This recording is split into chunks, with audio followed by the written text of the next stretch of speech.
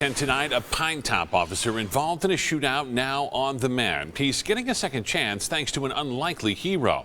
ABC 15's Cameron Polam just talked to that hero, and Cameron, blood everywhere, and he didn't have long to even think.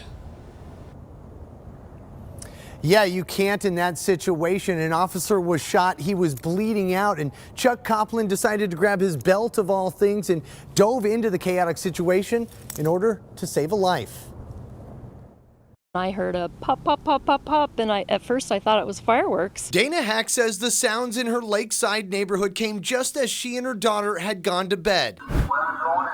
It was almost immediately, you just saw cop cars flying down the street. Chuck Copland was also in his pajamas when he heard the noise. Heard a banging, thought it was someone banging on the door. The late night wake-up call was far from either of those scenarios. Just beyond his driveway, an officer was shot. He said he needed a tourniquet on his leg. That officer responding to calls from a distraught mother next door, worried about her drunk and potentially violent son. You folks need to get out. The gunman has barricaded himself in the home directly behind yours. A neighborhood evacuated, and in front of Copland's home, an emergency rescue underway. Once we drug him over behind the pickup, the other officer was there to protect me. He's the one that was putting his life on the line. Out of the line of fire, Copland bolted inside. I just went to my belt rack and grabbed the belt and ran back out.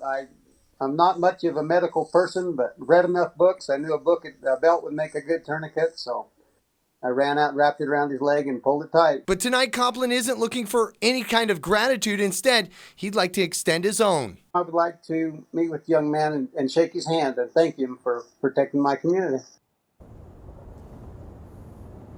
Now, I know Copland's going to make every effort to actually meet that officer again. The officer is expected to make a full recovery now that he's out of surgery here in the Valley. The suspect in that case died at the scene, but at this point, police have not said how.